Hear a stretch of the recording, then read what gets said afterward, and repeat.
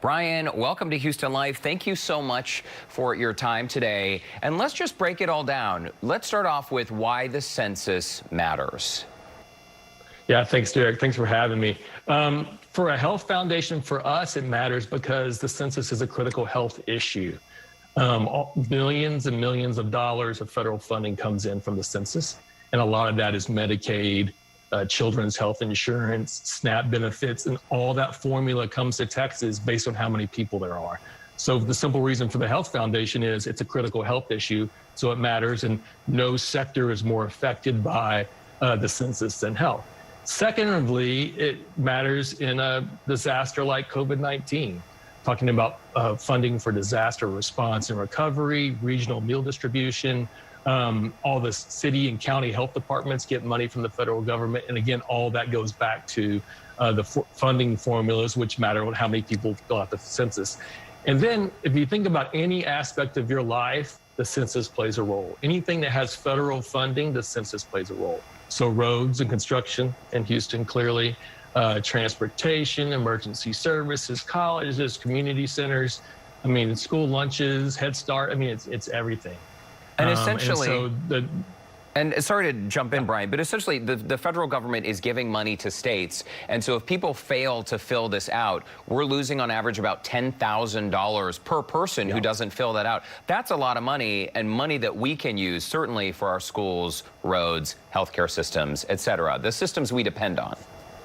Exactly. And you think about a family of 4 or a family of 5, if you don't fill that out, that's $50,000. And either some other group makes that funding up, like the state government or another group or the county government, or the services get cut.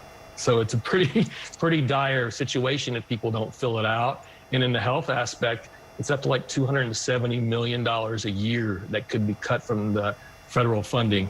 If a 1% undercount, that means 1% of the people don't fill it out. My goodness. About 10 years ago, my mom actually volunteered and worked for the census and went door to door chatting with people. Things have radically changed since then. Now it's super easy for each of us to fill it out. We can do it online, right?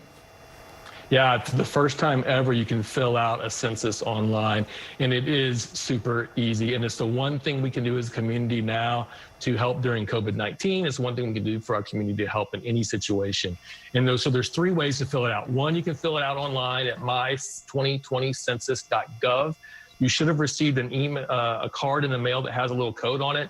Even if you don't have that, you can just put in your address. That's what I did, and you can fill it out online.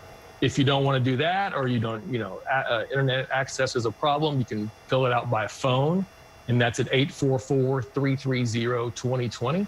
That's in 13 different languages. So if you know somebody who, grandparents or friends who don't speak English, it's in 13 different languages that can fill that out, and a person helps you fill that out.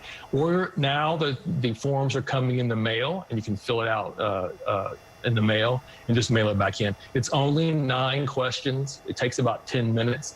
And the important reason, to fill it out on these 3 ways, online, by phone, or doing it by mail, is because that way a numerator, like your mom was, to come in and help sign people up for the census, they don't have to come to your door if you do that. And clearly in COVID-19, that's a huge issue. They've delayed that because of the obviously social distancing rules.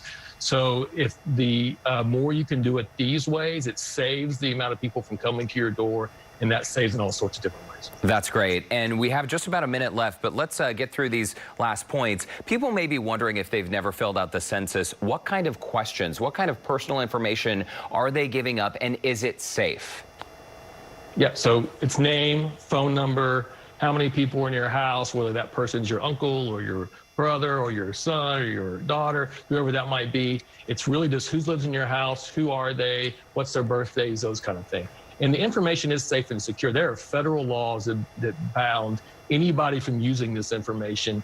The Census Bureau is the only group that can use this information. So it can't be shared with another government agency. It can't be shared with a school. It can't be shared with anybody. There's federal laws against it. And that information is sealed, cannot be used for 72 years. So, and the reason that's kind of interesting, the 72 years part is, a lot of people are finding out their family trees by going back and seeing census information from that long ago. But it's safe, secure. It doesn't ask a lot of different questions. It's just, who are you? How are you? Where do you live in the house? I mean, who lives with you in the house? What's your address? Those kind of things. It's nothing that the federal government or anybody else doesn't already have about you.